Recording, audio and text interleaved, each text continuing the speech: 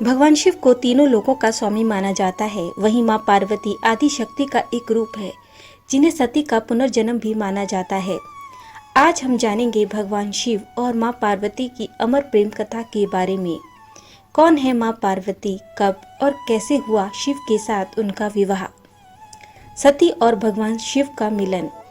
शिव और माँ पार्वती की प्रेम कथा की शुरुआत होती है सती से, जो भगवान शिव की पहली पत्नी थी।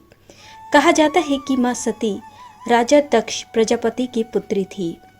राजा दक्ष माना जाता है ब्रह्मा जी के बेटे थे। भगवान शिव के वैरागी, भस्मधारी और समाधिस्थ होने के कारण राजा दक्ष उन्हें बिल्कुल भी पसंद नहीं करते थे। राजा दक्ष की पुत्री सती भगवान शिव की परम भक्त थी।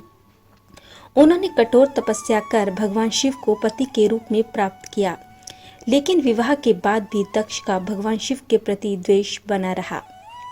सती का आत्मदाह।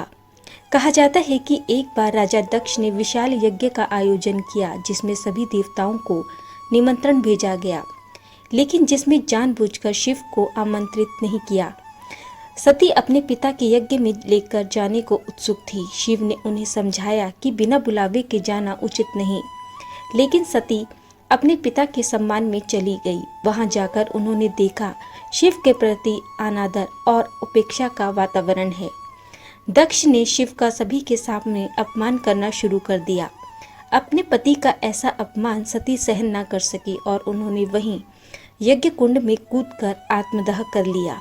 जब यह समाचार भगवान शिव को मिला तो वे अत्यंत क्रोधित हो गए और उन्होंने वीरभद्र और भद्रकाली को उत्पन्न किया और राजा दक्ष का यज्ञ विध्वंस कर दिया। अंततः भगवान शिव शोकमग्न होकर हिमालय की ओर चले गए और गहन तपस्या में लीन हो गए। पार्वती का जन्म। सती का जन्म आगे चलकर पार्वती के रूप में हुआ। पार्वती हिमवान अर्थात हिमालय की पुत्री थी। उनकी माता मेनका थी। पार्वती जन्म से ही शिव के प्रति समर्पित थी। उनका पार्वती का यह रूप और जन्म भगवान शिव से पुनर्जन्म में लेकर पुनर्मिलन के लिए ही हुआ था। पार्वती की कठोर तपस्या। पार्वती बचपन से ही भगवान शिव की पूजा और आराधना किया करती थी। उनके हृदय में ये एक दृढ़ संकल्प था कि वे भगवान शिव को ही अपना पति बनाएंगी। लेकिन भगवान शिव, जो सती के वियोग के बाद समाधि में लीन थे, किसी भी प्रकार के सांसारिक संबंधों से दूर हो गए थे। पार्वती को यह ज्ञात हुआ कि भगवान शिव को प्रसन्न करने के लिए उन्हें कठोर तपस्या करनी होगी। तब उन्होंने अपने महल को त्याग दिया और वन में जाकर वे तप करने लगी। धीरे धीरे अपनी तपस्या में वे इतनी लीन हो गई कि उन्होंने सब कुछ खाना पीना छोड़ दिया। निर्जल और निराहार रहकर वे कठोर तप करने लगी। इस घोर तपस्या से पृथ्वी और स्वर्ग तक हिल उठे।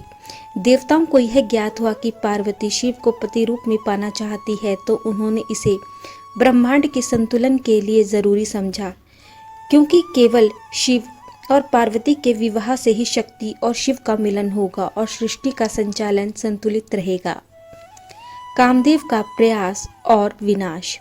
देवताओं ने भगवान शिव को समाधि से उठाने के लिए और उनकी समाधि भंग करने के लिए कामदेव को भेजा। कामदेव ने अपने पुष्पवाण से शिव को जगाने का प्रयास किया।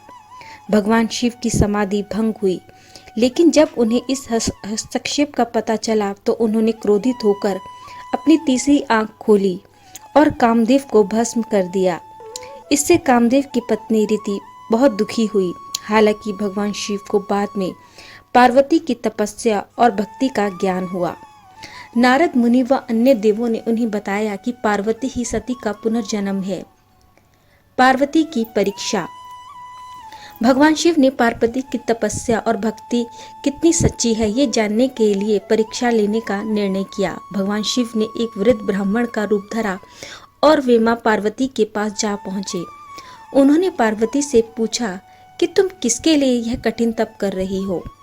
तब मां पार्वती ने उनसे कहा कि वे शिव को पति रूप में पाने के लिए ही ये तप कर रही हैं। यह सुनकर वृद्ध ने शिव की निंदा करनी शुरू कर दी कि वे तो ओघड़ है, भूतों के साथ रहते हैं, उनकी कोई गृहस्थी नहीं है। ये सभी बातें माँ पार्वती ने बहुत धैर्य पूर्वक सुनी और उत्तर देते हुए कहा कि आप चाहे कुछ भी कहें, मेरे लिए तो मेरे शिव ही सर्वश्रेष्ठ हैं। वे चाहे किसी भी रूप में रहें, फिर भी मैं उन्हें ही चाहती हूँ। पार्वती का ये उत्तर सुन भगवान शिव अपने वास्तविक रूप में प्रकट हुए और उन्होंने पार्वती को स्वीकार कर लिया। शिव पार्वती विवाह। शिव पार्वती विवाह के समय अनोखी बारात लेकर भगवान शिव पहुंचे, जिसमें भूत, प्रेत, योगी, ऋषि, पशु पक्षी सभी शामिल थे। बारात को देखकर सभी चकित रह गए। हालांकि पार्वती की मां ने जब बारात को देखा तो वे घबरा उठी। उन्हें लगा कि उनकी सुंदर कन्या का विवाह किसी भयंकर योगी से हो रहा है।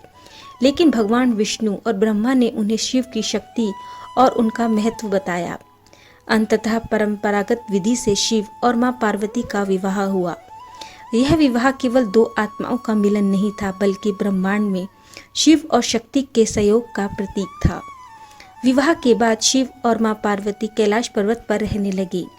वे एक आदर्श युगल बने, जहां शिव ज्ञान, वैराग्य और शांति के प्रतीक थे, वहीं मां पार्वती प्रेम, करुणा और शक्ति का प्रतीक बनी। दोनों के जीवन में संतुलन था। पार्वती ने शिव को संसार से जोड़ने का कार्य किया, जबकि शिव ने पार्वती को आत्मज्ञान से जोड़ा। मां पार्वती ने समय समय पर अनेक रूपों में अवतार लिया, जैसे मां दुर्गा महिषासुर मंदारिणी के रूप में, मां काली रौद्र रूप में, मां अन्नपूर्णा अन्न की देवी के रूप में, ललिता त्रिपुर सुंदरी अर्थात सौंदर्य और शक्ति के अद्वितीय रूप में।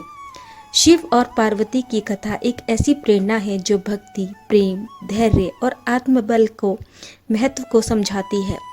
पार्वती ने अपने प्रेम के लिए कठोर तपस्या की और भगवान शिव ने उस प्रेम को स्वीकार भी किया। उनकी यह प्रेम की भक्ति शक्ति सच्चे संबंधों को दर्शाती है। शिव पार्वती का मिलन आत्मा से परमात्मा के मिलन का प्रतीक है। पार्वती ने शिव को कई बार प्रोत्साहित किया कि वे सृष्टि के हित के लिए सृजन और पालन में भी भाग लें। शिव ने उन्हें अर्धनारीश्वर रूप में स्वीकार किया, जिसमें आधा शरीर शिव का और आधा शरीर पार्वती का था, जो यह दर्शाता है कि सृष्टि स्त्री और पुरुष के बीच संतुलन से ही चलती है। धन्यवाद।